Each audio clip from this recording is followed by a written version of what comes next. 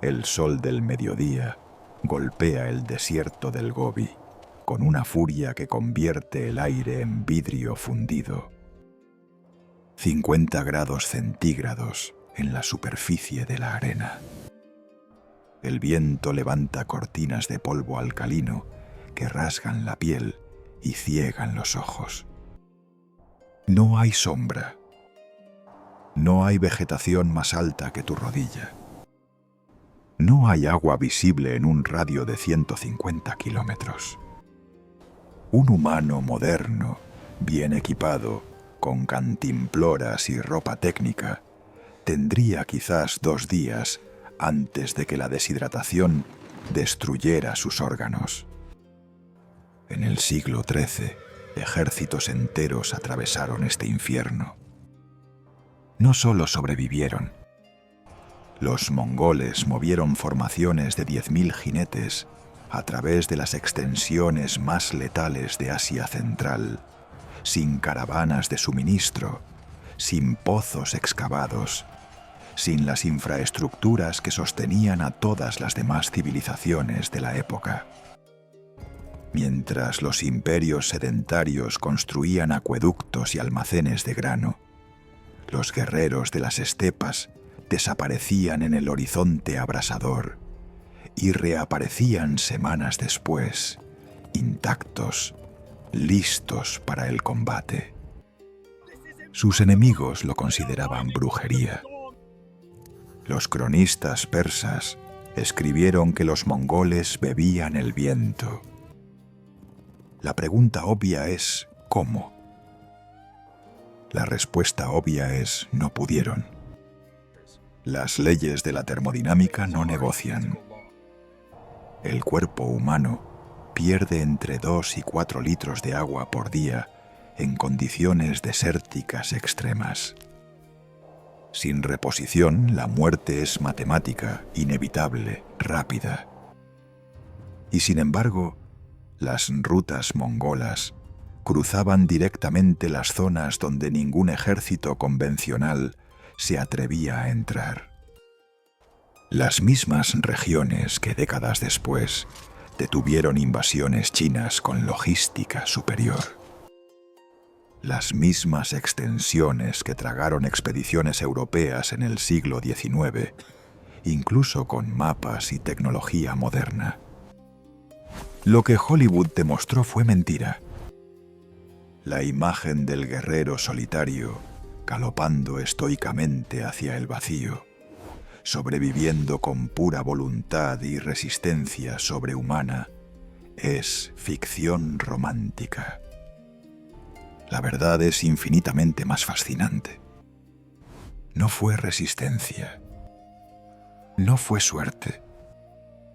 Fue conocimiento acumulado durante milenios, refinado hasta convertirse en ciencia aplicada. Los mongoles no desafiaron las leyes de la biología. Las comprendieron mejor que nadie. Detrás de cada imperio hay un secreto.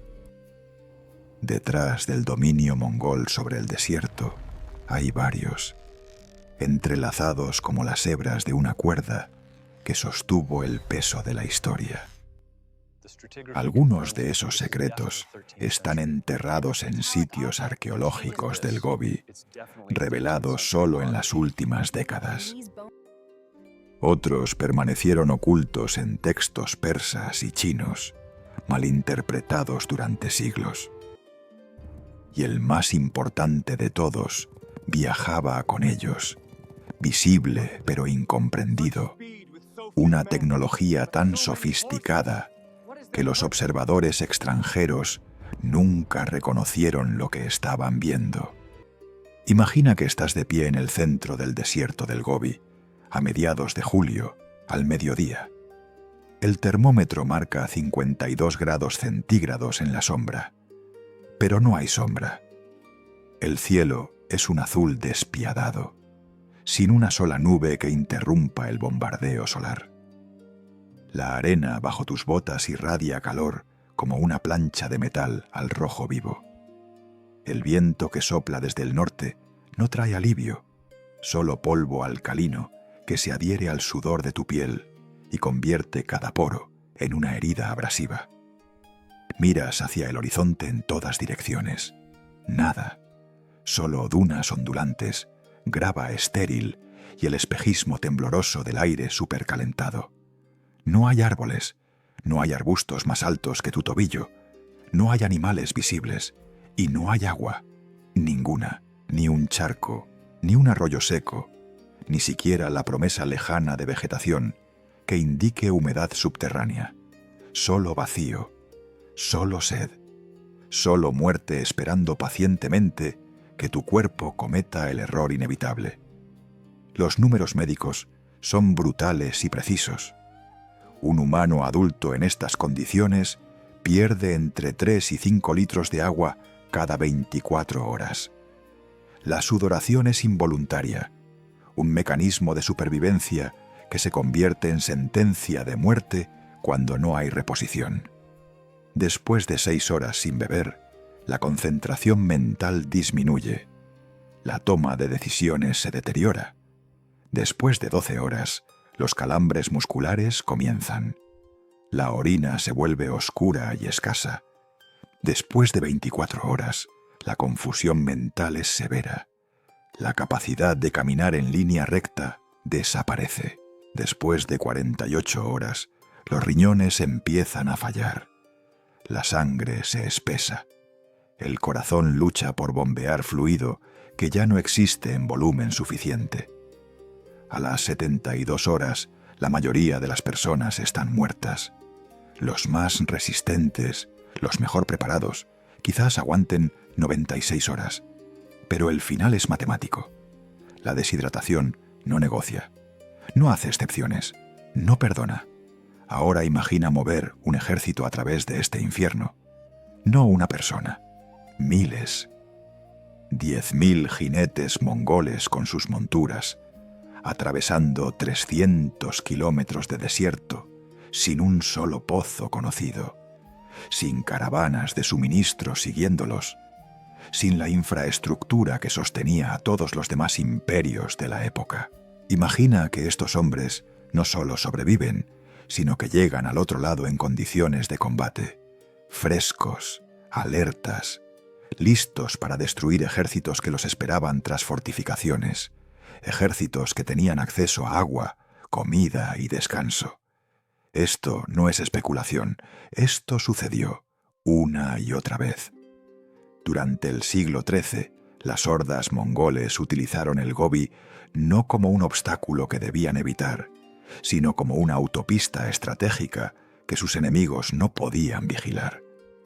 Mientras los generales chinos desplegaban tropas en los pasos de montaña y los cruces de ríos conocidos, los mongoles aparecían desde las zonas que los mapas militares marcaban como intransitables, desde el vacío mismo. Los cronistas de la época lo documentaron con una mezcla de terror y perplejidad.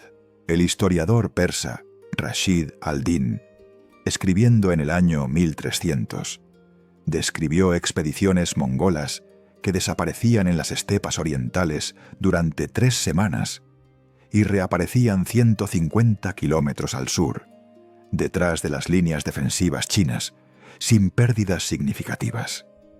Los anales de la dinastía Song registran invasiones que parecían surgir de la nada, ejércitos enteros materializándose en regiones donde, según todos los cálculos logísticos, ninguna fuerza militar podía operar. Los comandantes europeos que más tarde intentaron seguir rutas mongolas con sus propios ejércitos fracasaron catastróficamente. En el año 1341, una expedición alemana de 200 hombres intentó cruzar una sección del Gobi siguiendo mapas capturados. 173 murieron de sed. Los supervivientes fueron rescatados por comerciantes locales y nunca completaron la travesía. Y eso fue con guías, con mapas, con preparación específica. Entonces, la pregunta no es académica, no es curiosidad histórica ociosa, es un acertijo de supervivencia que desafía la lógica. ¿Cómo es posible que una civilización nómada del siglo XIII, sin la tecnología que damos por sentada, sin ciencia moderna, sin equipo especializado, dominara un entorno que mata a personas equipadas con GPS y cantimploras de titanio? ¿Cómo es posible que movieran no solo individuos, sino formaciones militares masivas, a través de un desierto donde la muerte por deshidratación es el destino predeterminado?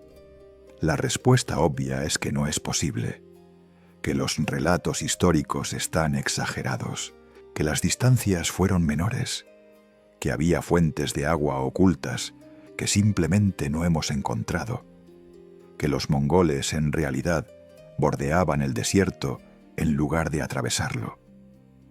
Esta es la explicación cómoda, la explicación que permite que el mundo tenga sentido según nuestras suposiciones. Pero la arqueología no colabora con las explicaciones cómodas. En las últimas 3 décadas, excavaciones en el Gobi Oriental han revelado algo extraordinario. Sitios de campamento mongol a 120 kilómetros del agua superficial más cercana. No puestos de avanzada, no estaciones de emergencia, campamentos operacionales con evidencia de ocupación prolongada, restos de fogatas, huesos de animales procesados, artefactos de mantenimiento de equipo militar. Y lo más perturbador, están espaciados de manera sistemática, siguiendo rutas específicas que atraviesan directamente las zonas de máximo peligro. Las excavaciones de Bayanzag en el año 2008 encontraron un sitio con restos de más de 500 hogueras, datado entre los años 1230 y 1250. El análisis del suelo circundante confirmó aridez extrema durante ese período. No había agua, y sin embargo, allí estuvieron, no muriendo, prosperando. La paradoja se profundiza cuando comparas a los mongoles con otros conquistadores históricos.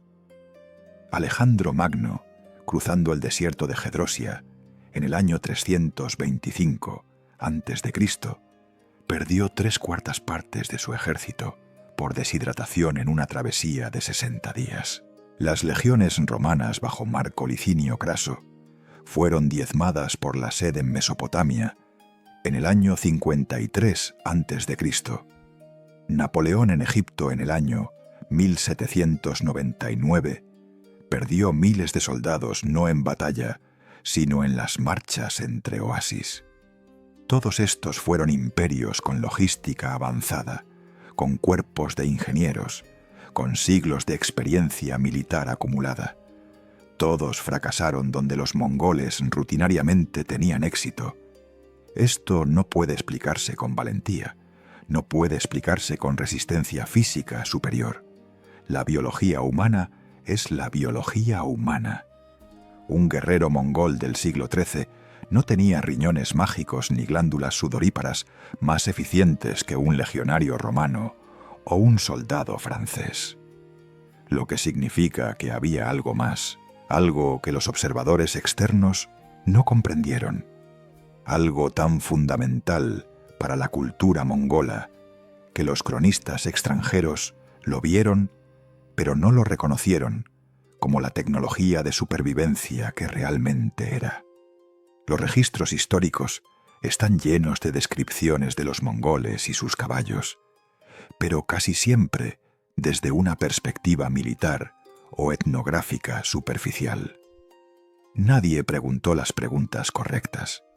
Nadie miró con ojos de ingeniero. Nadie conectó los puntos entre lo que los mongoles hacían rutinariamente y lo que la física de la deshidratación dice que es imposible, hasta ahora, porque la evidencia finalmente ha sido ensamblada. Y la respuesta no es lo que Hollywood te enseñó, no es lo que los libros de historia popularizados sugieren. Es más extraña, más sofisticada y mucho más brillante de lo que cualquier guionista habría imaginado. La imagen está grabada en el inconsciente colectivo. Un guerrero mongol con armadura de cuero oscurecido por el sol, cabalgando solo a través de dunas interminables. Su rostro es una máscara de determinación estoica. No lleva cantimploras visibles. No hay carros de suministro en el horizonte. Solo él, su caballo y el vacío. La cámara se aleja lentamente mientras galopan hacia el atardecer, desafiando la sed con pura voluntad inquebrantable. Esta es la narrativa que Hollywood vendió. Esta es la historia que los documentales de presupuesto bajo repitieron. Esta es la mentira que se ha perpetuado durante décadas, porque encaja perfectamente con nuestra fascinación romántica por la resistencia humana extrema. El problema es que cada palabra de esa imagen es ficción, y no ficción en el sentido artístico de licencia dramática, sino ficción en el sentido fundamental de malinterpretar completamente cómo funcionaba la civilización mongola. Comencemos con lo más obvio. Ningún ejército en la historia humana ha operado jamás sin agua. Ninguno. La idea misma es absurda cuando la examinas con cualquier rigor. Los mongoles no eran superhombres. No habían evolucionado adaptaciones biológicas especiales.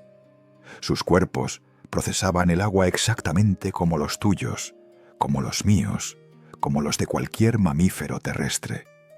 La deshidratación los mataba con la misma eficiencia con la que mata a todos. Entonces, cuando los relatos históricos describen a los mongoles cruzando el Gobi, la pregunta no debería ser cómo sobrevivieron sin agua. La pregunta debería ser ¿dónde estaba el agua que todos asumieron que no tenían? Porque el agua estaba allí, siempre estuvo allí. Simplemente no estaba donde las civilizaciones sedentarias esperaban encontrarla.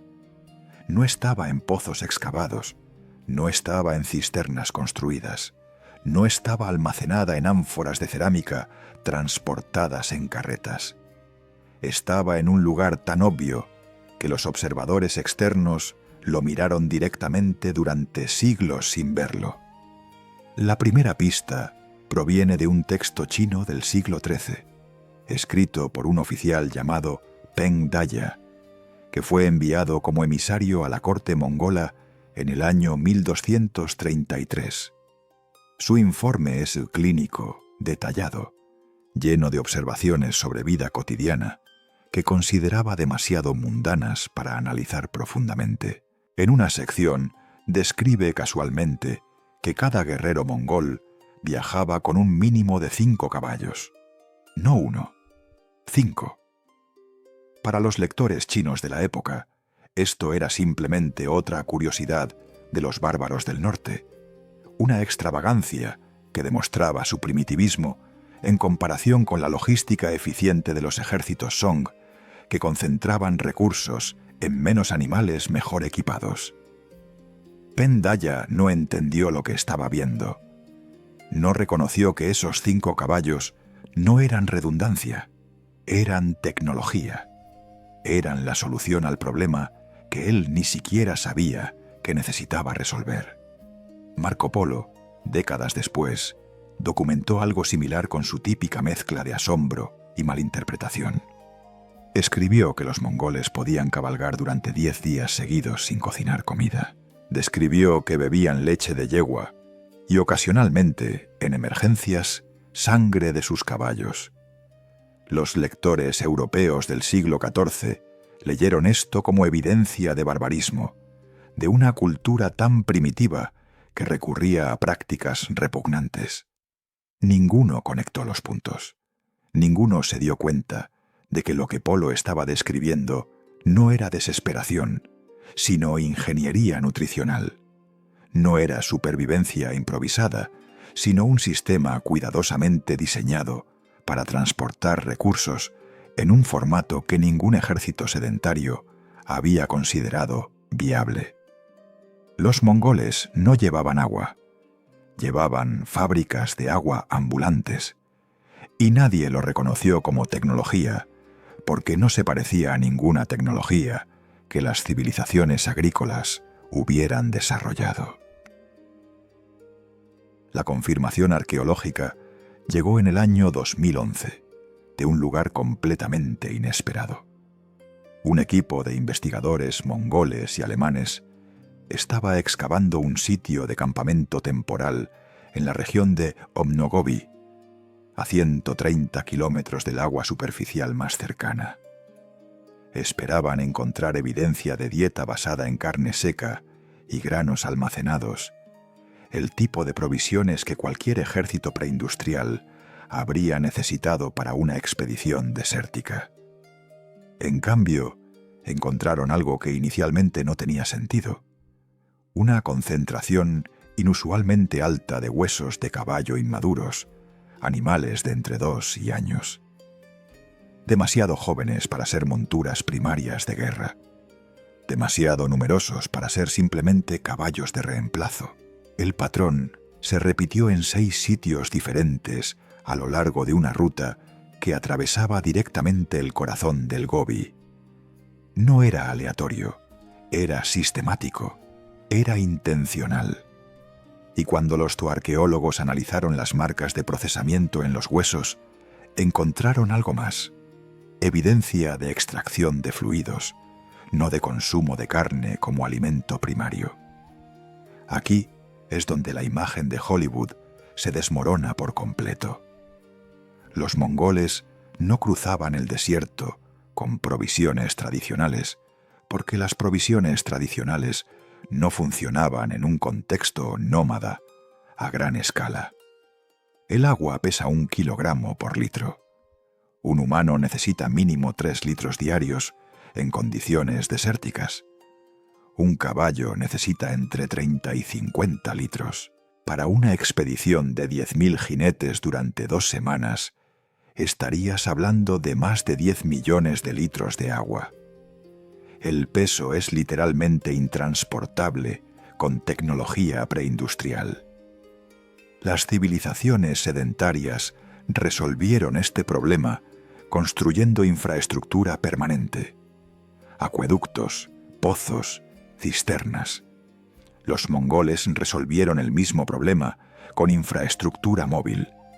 Llevaban el agua dentro de organismos vivos que podían moverse por sí mismos, que se autorregulaban, que podían pastar para obtener energía y extraer humedad de vegetación que los humanos no podían procesar directamente. No era barbarismo, era bioingeniería del siglo XIII. Y aquí está el giro que redefine todo. La pregunta original está formulada incorrectamente. ¿Cómo sobrevivieron los mongoles al cruzar el Gobi sin agua? Asume una premisa falsa. No cruzaron sin agua. Nunca cruzaron sin agua. Cruzaron con enormes cantidades de agua. Simplemente la transportaban de una manera que ninguna otra civilización militar había perfeccionado. Cuando un comandante chino miraba una formación mongola y veía 5 caballos por guerrero, veía ineficiencia logística.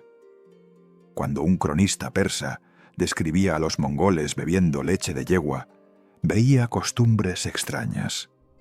Ninguno de ellos reconoció lo que los mongoles habían logrado.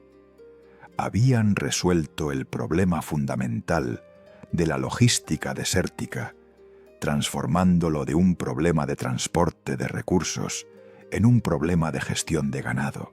Habían convertido a sus animales en tecnología portable que podía regenerarse, mantenerse a sí misma y proporcionar múltiples recursos simultáneamente. Pero aquí está la trampa. Esto explica cómo accedían al agua. No explica cómo era suficiente, porque los números siguen siendo brutales. Un caballo en condiciones desérticas puede proporcionar, en situaciones extremas, entre 3 y 5 litros de líquidos utilizables sin matarlo. Suficiente para mantener vivo a un humano por un día, quizás 2. Pero eso significa sacrificar la capacidad de transporte del animal, comprometer su salud, reducir su utilidad militar. Un ejército que llegara a su destino con los caballos agotados y deshidratados no sería un ejército. Sería una masa de hombres indefensos, esperando ser masacrados. Y sin embargo, los mongoles llegaban listos para la batalla. Llegaban con caballos capaces de cargar, de maniobrar, de sostener combate prolongado. Lo que significa que había otra capa, otro componente del sistema que los relatos superficiales nunca capturaron. Algo más sofisticado que simplemente beber sangre de caballo en emergencias. Un conocimiento más profundo que transformaba un truco de supervivencia temporal en capacidad operacional sostenida. El caballo mongol no se parece a nada de lo que un europeo o un árabe del siglo XIII habría reconocido como montura de guerra de élite. Mide entre 130 y 140 centímetros de altura hasta la cruz, notablemente más pequeño que los destriers europeos o los caballos árabes. Su cuerpo es compacto, con patas cortas y gruesas que ningún criador occidental habría considerado elegantes. Su pelaje es áspero, su cresta pequeña, su apariencia general decididamente poco impresionante para ojos acostumbrados a la caballería persa o a los caballos de batalla francos. Los cronistas europeos que los vieron por primera vez los describieron con desdén apenas velado. Guillermo de Rubruck, visitando la corte mongola en el año 1250, escribió que los caballos tártaros eran feos y difíciles de montar, inferiores en todos los aspectos a los caballos cristianos. No entendió que estaba mirando miles de años de selección evolutiva optimizada para un conjunto completamente diferente de criterios de rendimiento. No estaba viendo un caballo de guerra inferior. Estaba viendo una tecnología de supervivencia que su cultura no tenía marco conceptual para reconocer. La diferencia fundamental está en el metabolismo y la eficiencia hídrica. El caballo mongol evolucionó en las estepas de Asia Central, donde las fuentes de agua están espaciadas y la vegetación es escasa. Durante milenios, la presión selectiva favoreció animales que pudieran extraer máxima humedad de forraje mínimo y que pudieran funcionar con menos agua que las razas desarrolladas en climas templados. Los estudios veterinarios modernos realizados en la década de 2010 confirmaron lo que los pastores mongoles sabían intuitivamente.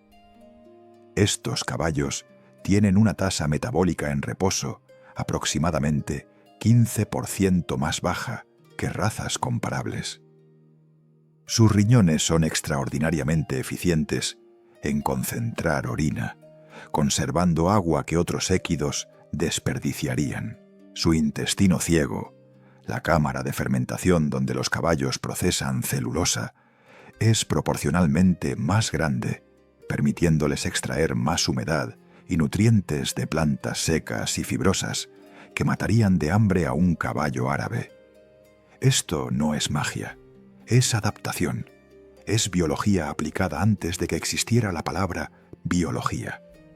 Pero la verdadera genialidad no estaba en el animal individual, estaba en cómo los mongoles lo utilizaban como componente de un sistema integrado.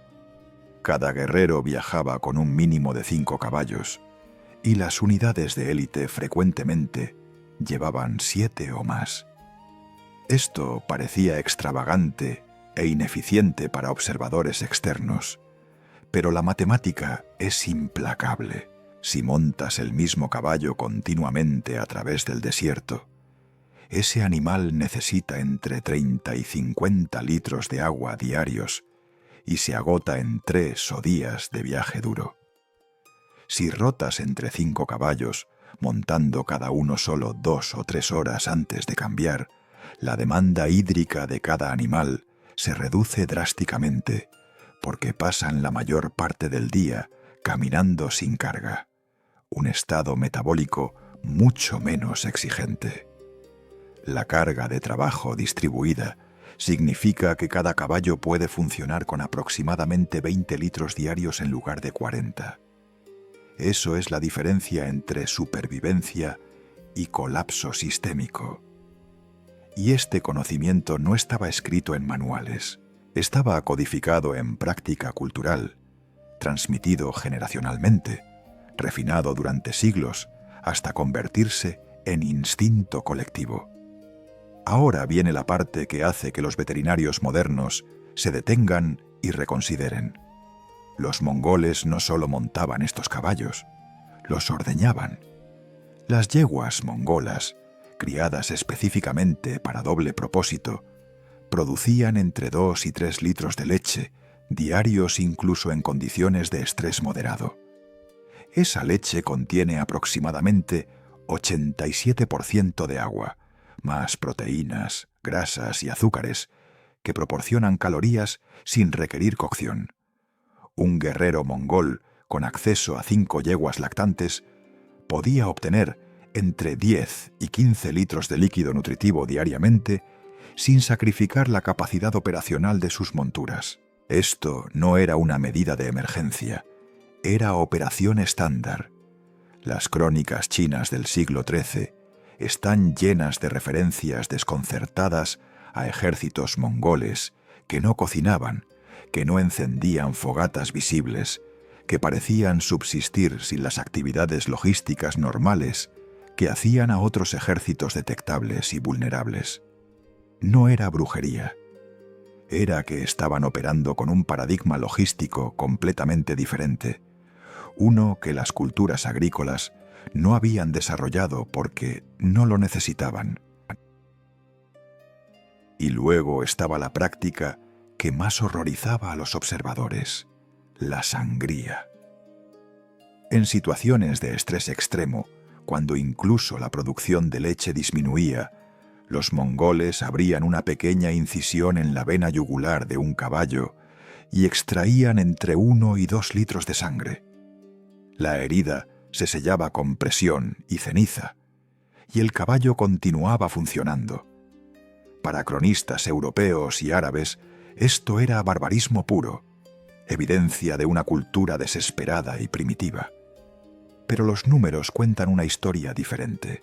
Un caballo adulto tiene aproximadamente 55 litros de sangre. La extracción de 2 litros representa menos del % del volumen total, completamente dentro de márgenes seguros para un animal sano. Los humanos donan ese porcentaje de sangre rutinariamente en bancos de sangre modernos, sin efectos adversos significativos. Y esos 2 litros, aunque no son agua pura, contienen aproximadamente 80% de plasma acuoso, más proteínas y hierro. Suficiente para mantener a un humano funcionando otro día. Tiempo suficiente para llegar al siguiente punto, donde el forraje era mejor, donde las yeguas podían producir más leche, donde la presión disminuía. No era la solución primaria, era la red de seguridad. El último recurso que convertía muerte segura en supervivencia posible. La evidencia material de este sistema está literalmente enterrada en el Gobi. Las excavaciones en sitios de campamento mongol revelan patrones consistentes. Concentraciones de huesos de caballo con marcas de procesamiento específicas, pero no el tipo de marcas que esperarías de matanza para consumo de carne. Los cortes son precisos, localizados en áreas de acceso vascular. Los huesos largos no están fracturados para extraer médula, como sería el caso si los animales hubieran sido sacrificados por comida. En cambio, los esqueletos están mayormente intactos, con evidencia de que los animales murieron por causas naturales o fueron eventualmente consumidos después de servir su función primaria durante meses o años. El sitio de Ik Gazarin Chulu excavado entre los años 2012 y 2014, proporcionó evidencia particularmente clara.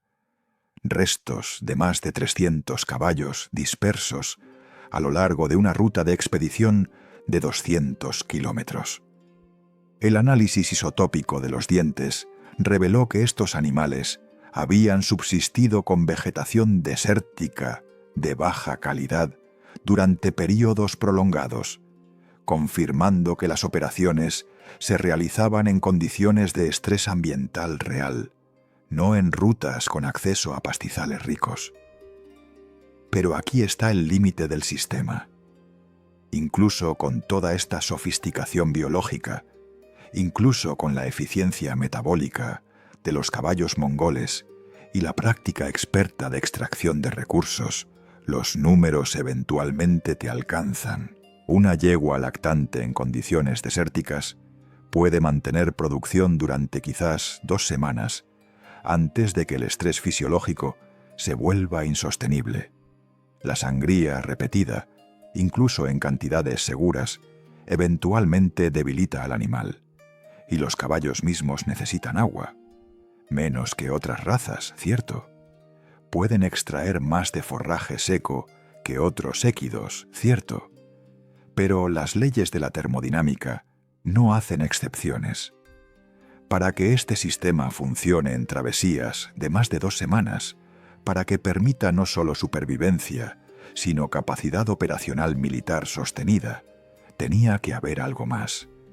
Otra capa de conocimiento que complementaba la tecnología biológica. Algo que los mongoles entendían sobre el desierto mismo, que sus enemigos no sabían.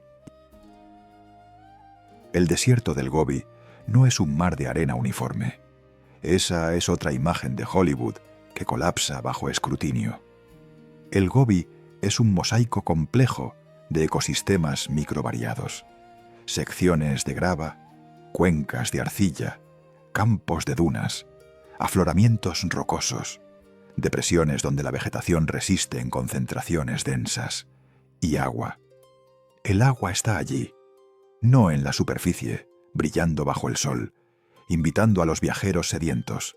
Está oculta, enterrada, dispersa en formas que requieren conocimiento específico para localizar y acceder. Los mongoles tenían ese conocimiento. Lo habían acumulado durante generaciones, refinándolo hasta convertirlo en una ciencia geográfica, no escrita, pero extraordinariamente precisa. Mientras los ejércitos chinos dependían de pozos marcados y rutas establecidas, los mongoles leían el paisaje como un texto que revelaba recursos invisibles para ojos no entrenados. Este conocimiento no era místico, era observación sistemática convertida en protocolo de supervivencia. Las depresiones naturales llamadas takir, cuencas de arcilla que retienen agua subterránea de lluvias estacionales, están dispersas por todo el Gobi.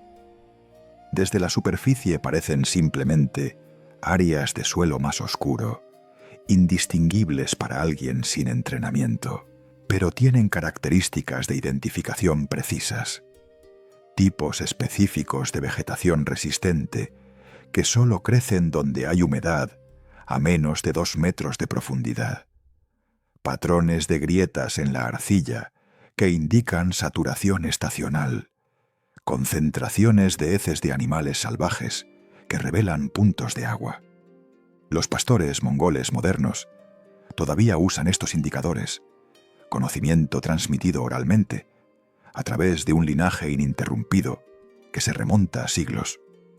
Un estudio etnográfico realizado en el año 2016 documentó a ancianos mongoles identificando correctamente ubicaciones de agua subterránea en desierto aparentemente árido con precisión del 92%, sin equipo moderno, basándose puramente en lectura de paisaje.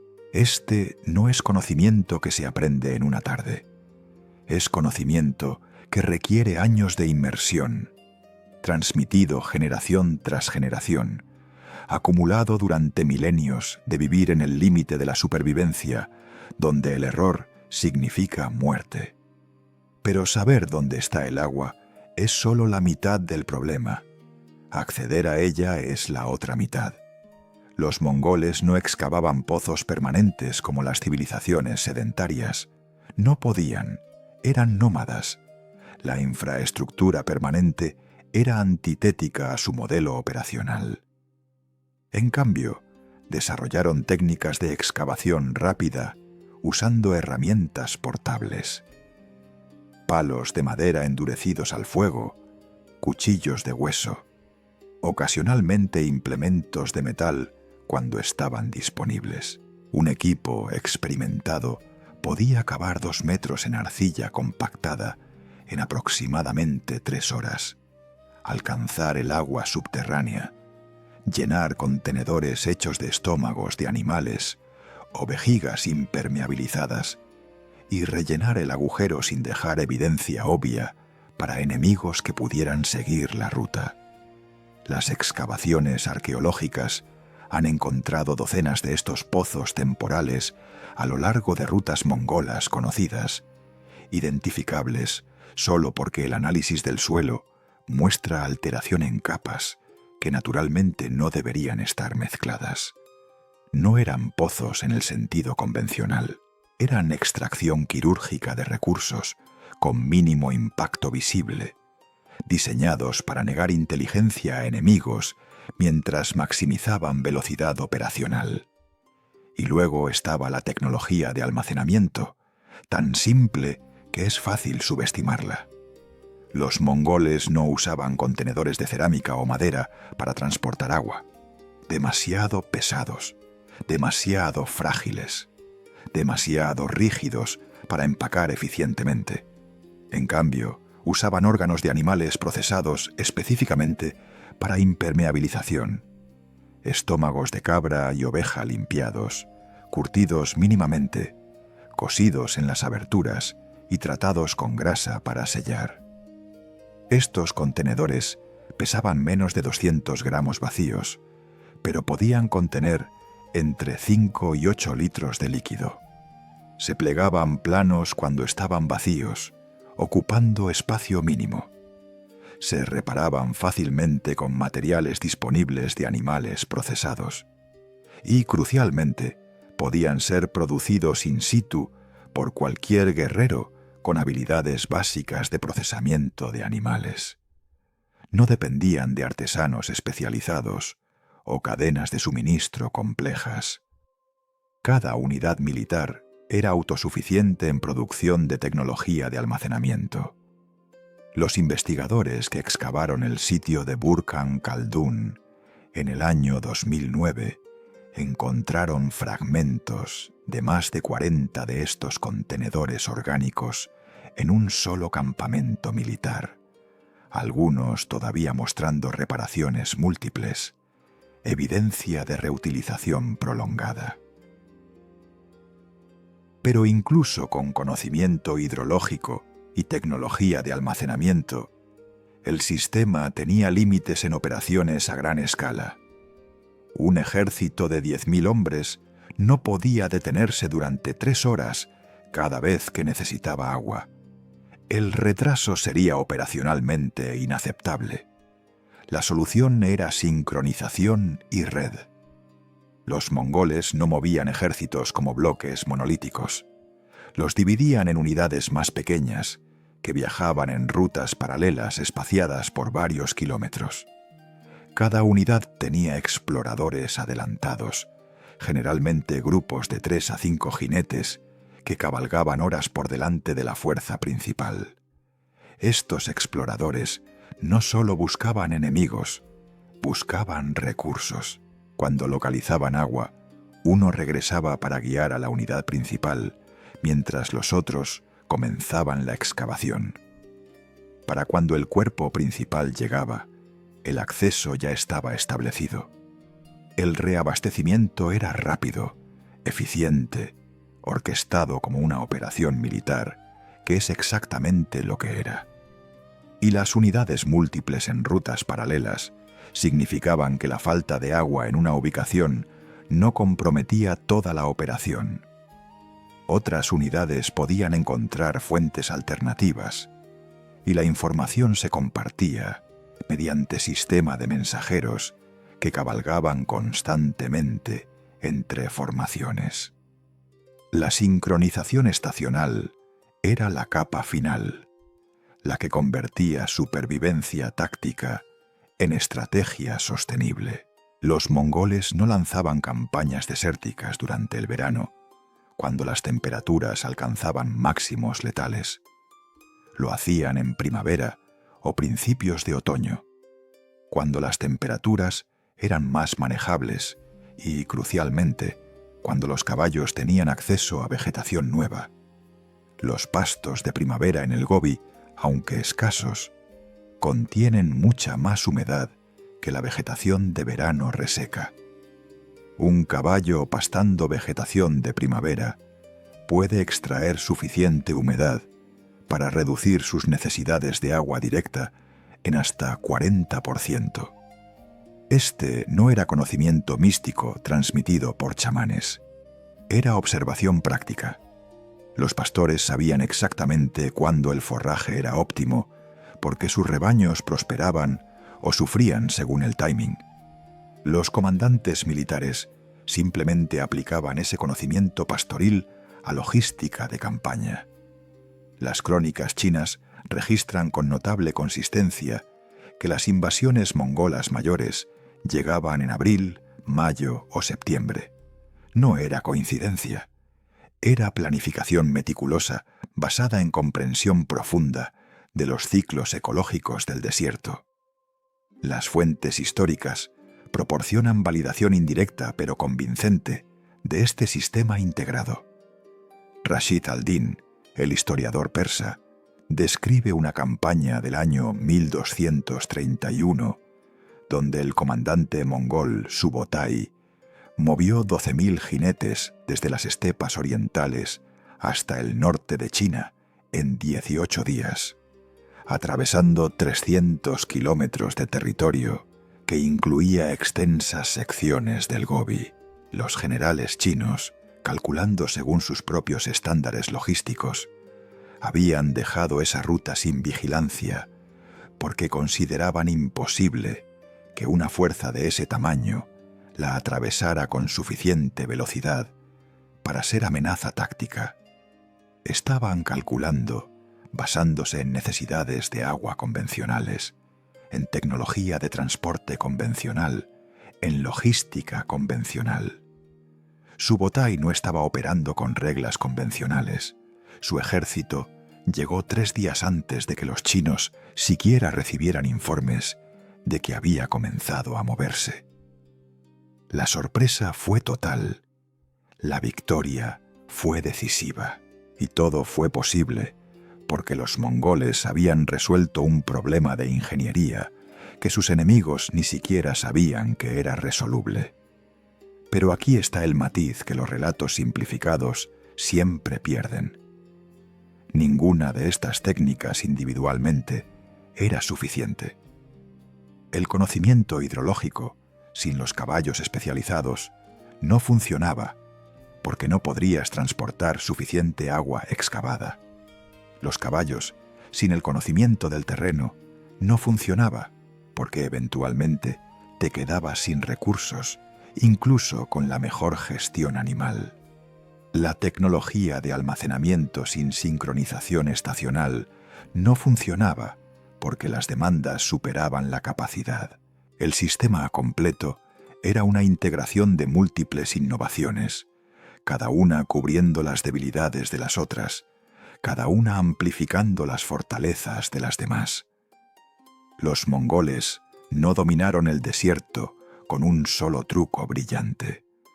Lo dominaron con arquitectura de conocimiento, acumulada durante generaciones, refinada constantemente, transmitida con precisión cultural que rivalizaba cualquier texto escrito.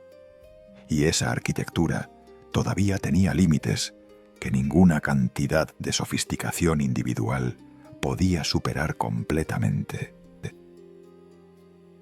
En el año 1372, un ejército chino de la dinastía Ming intentó cruzar el Gobi siguiendo rutas que los registros históricos identificaban como corredores mongoles establecidos. 30.000 soldados, la mayor expedición punitiva lanzada hacia el norte en una generación. Llevaban carros de suministro, ingenieros hidráulicos, mapas detallados basados en inteligencia capturada. Tenían acceso a tecnología que los mongoles del siglo XIII nunca poseyeron. Brújulas magnéticas, contenedores de cerámica impermeabilizada, sistemas de señalización con banderas. Tenían siglos de avances en metalurgia, en organización militar, en ciencia administrativa. Deberían haber tenido todas las ventajas. En cambio, perdieron 9.000 hombres antes de alcanzar su objetivo. La mayoría no por combate, sino por colapso logístico. Las fuentes Ming registran con amargura que los mongoles habían hecho parecer fácil algo que resultó ser una pesadilla operacional, incluso con recursos superiores. La diferencia no era tecnología, era conocimiento sistémico que no podía ser replicado simplemente robando mapas o capturando equipo. La comparación se vuelve aún más reveladora cuando examinas el desastre de Gedrosia. Alejandro Magno, posiblemente el comandante militar más brillante de la antigüedad clásica, cruzando un desierto que era objetivamente menos hostil que el Gobi. Alejandro tenía ingenieros griegos, logística macedonia perfeccionada durante décadas de campaña, veteranos curtidos en batalla que habían conquistado el imperio más grande del mundo conocido, y perdió 3/4 partes de su ejército en 60 días. Los relatos de Arriano describen hombres bebiendo su propia orina, soldados matando caballos solo para beber los fluidos de sus estómagos, formaciones desintegrándose en caos, mientras los hombres vagaban delirantes hacia horizontes vacíos. Esto no era incompetencia. Alejandro era genio táctico, pero estaba operando dentro de un paradigma logístico mediterráneo que asumía ciertos recursos estarían disponibles en ciertos intervalos. Cuando esas suposiciones colapsaron, todo el sistema colapsó con ellas. No tenía la base cultural de conocimiento que habría convertido supervivencia imposible en operación rutinaria. Las legiones romanas bajo Craso, en Carras, enfrentaron un problema diferente, pero igualmente instructivo. No estaban cruzando desierto, estaban luchando en su periferia. Pero sus enemigos partos usaban muchas de las mismas técnicas que perfeccionarían los mongoles siglos después: arqueros montados, movilidad extrema, logística basada en ganado. Los romanos, con su infantería pesada y líneas de suministro convencionales, fueron sistemáticamente desmantelados. 20.000 legionarios murieron, 10.000 fueron capturados. Craso fue ejecutado, y el elemento crítico no fue superioridad táctica parta en combate directo, fue que los partos podían operar en condiciones donde los romanos no podían sostener presencia. Podían dispersarse y reagruparse. Podían aparecer donde no deberían poder estar. Podían luchar, retirarse 150 kilómetros hacia terreno árido y regresar 2 días después, mientras los romanos todavía estaban organizando columnas de suministro. La movilidad sostenida en ambiente hostil era ventaja estratégica que superaba armadura superior o disciplina de formación. Y luego están los experimentos modernos, las validaciones científicas que confirman que las técnicas mongolas no eran mito, sino ingeniería reproducible. En el año 2018, un equipo de investigadores mongoles y franceses intentó replicar una travesía histórica de 200 kilómetros usando métodos del siglo XIII. 6 jinetes, 30 caballos mongoles de raza pura, sin equipo moderno excepto instrumentos de medición científica para documentar el proceso. Siguieron protocolos extraídos de textos históricos y conocimiento tradicional de pastores. Rotación de monturas, ordeño de yeguas, excavación de agua en Taquir, identificados mediante lectura de paisaje. Completaron la travesía en 11 días. Los caballos llegaron en condición suficiente para trabajo adicional. Los jinetes reportaron niveles de estrés manejables. Las mediciones fisiológicas confirmaron que ningún participante, humano o animal, había experimentado deshidratación peligrosa. El estudio concluyó que los relatos históricos, lejos de ser exagerados, probablemente subestimaban la capacidad operacional mongola, porque los cronistas externos no comprendían completamente lo que estaban documentando. Pero la validación más contundente viene de comparar no solo éxito versus fracaso, sino eficiencia relativa. Los mongoles movían ejércitos de 10.000 jinetes a velocidades promedio de 50 kilómetros diarios a través de terreno desértico. Los ejércitos chinos contemporáneos, operando en territorio propio con infraestructura establecida, promediaban entre 20 y 30 kilómetros diarios. Los ejércitos europeos medievales, en terreno templado, con acceso a pueblos y suministros, raramente excedían 25 kilómetros diarios en marcha sostenida. Los mongoles estaban logrando el doble de velocidad en las peores condiciones posibles comparado con civilizaciones tecnológicamente avanzadas operando en las mejores condiciones. Esta no es diferencia marginal, es diferencia paradigmática. Indica que los mongoles habían resuelto problemas fundamentales de logística militar de maneras que nadie más había conceptualizado. No estaban haciendo las mismas cosas ligeramente mejor. Estaban haciendo cosas fundamentalmente diferentes. El análisis veterinario moderno proporciona otra capa de confirmación. En el año 2020, investigadores de la Universidad Agrícola de Mongolia realizaron estudios metabólicos comparativos entre caballos mongoles y razas árabes, europeas y centroasiáticas.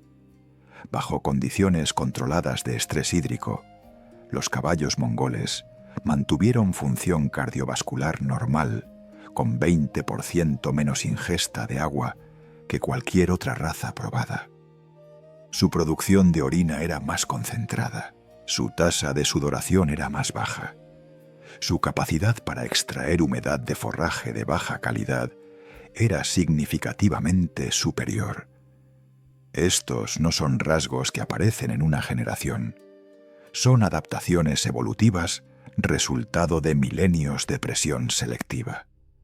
Y los mongoles, ya sea conscientemente o mediante práctica cultural acumulada, habían criado y mantenido estas características, mientras simultáneamente seleccionaban temperamento adecuado para guerra y resistencia para viajes largos. Estaban haciendo bioingeniería multiobjetivo siglos antes de que existiera el concepto de genética. Incluso las innovaciones militares posteriores que intentaron replicar movilidad mongola fracasaron sin el ecosistema completo de conocimiento de soporte. Los húsares polacos del siglo XVII adoptaron caballos múltiples por jinete y tácticas de ataque rápido inspiradas en registros mongoles, pero operaban en Europa Oriental con acceso a agua superficial abundante.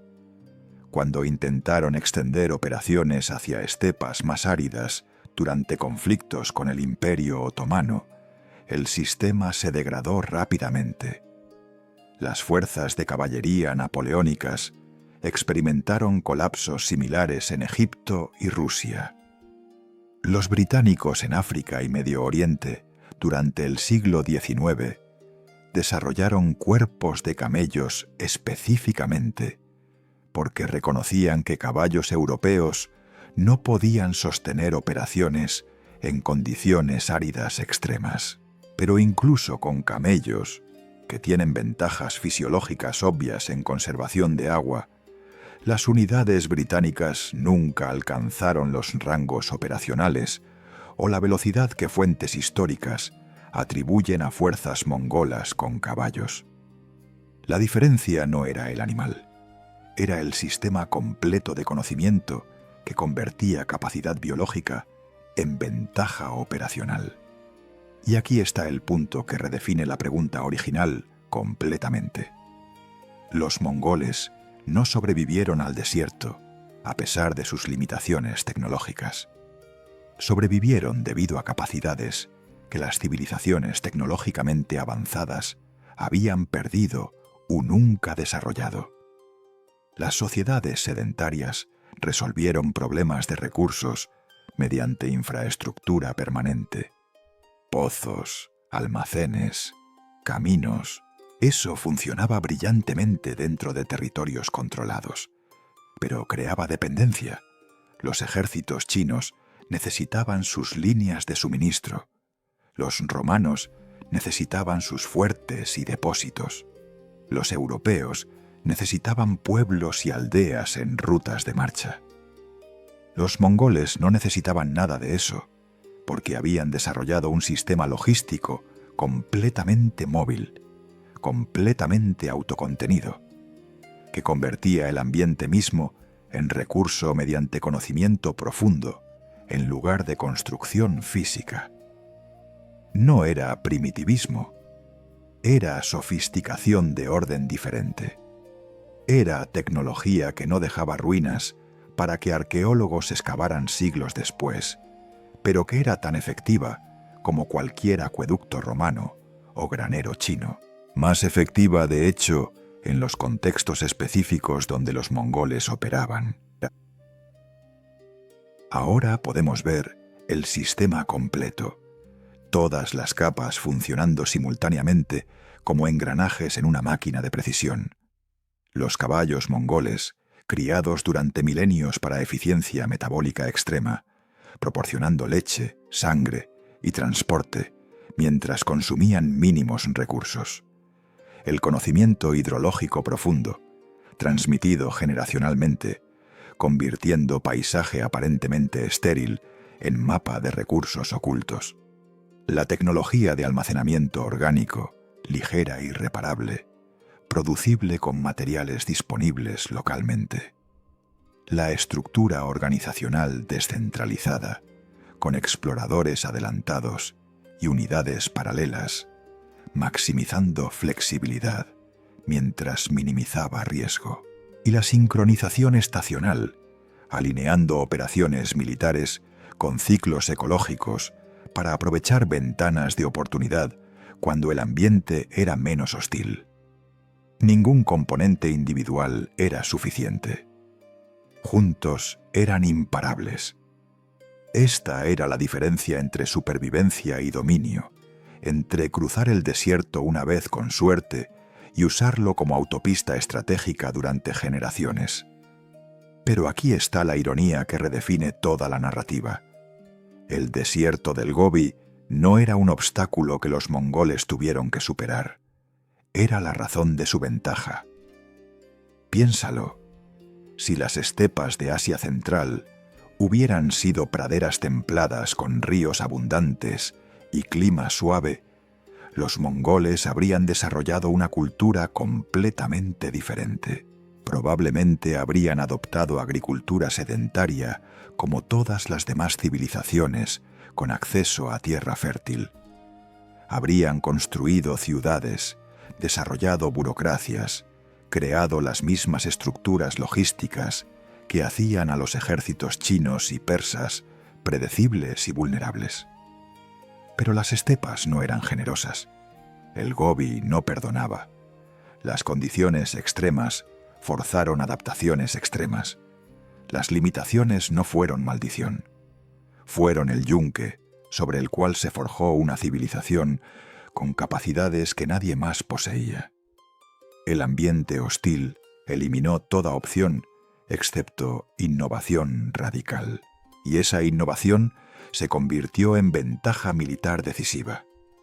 Las civilizaciones sedentarias vivían en abundancia relativa, y esa abundancia generó cierto tipo de innovación: arquitectura monumental, textos escritos, matemáticas avanzadas, arte refinado, logros extraordinarios, pero también generó dependencia.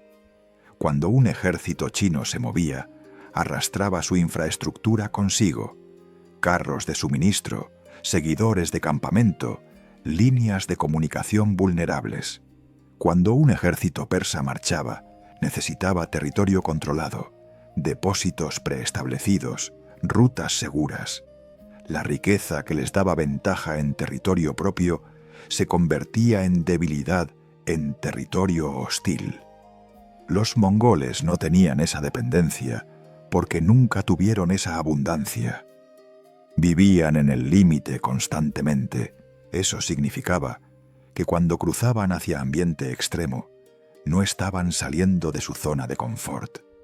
Estaban entrando en ella. El desierto que mataba ejércitos sedentarios era simplemente Martes para los mongoles. No era despliegue en condiciones extremas. Era operación estándar. Esta paradoja aparece una y otra vez en la historia humana, aunque raramente la reconocemos. Los vikingos dominaron los mares del norte no a pesar del clima brutal y aguas traicioneras, sino porque esas condiciones los forzaron a desarrollar tecnología naval y habilidades de navegación que ninguna cultura mediterránea necesitaba. Los habitantes del Ártico desarrollaron conocimiento de supervivencia en hielo que hizo fracasar expediciones europeas con equipo superior. Los beduinos cruzaban desiertos donde ejércitos otomanos con recursos masivos colapsaban. En cada caso, la restricción extrema generó especialización extrema, y esa especialización se convertía en ventaja asimétrica cuando el conflicto se movía hacia el ambiente donde los especialistas tenían dominio. Los mongoles simplemente ejecutaron esta dinámica a escala imperial.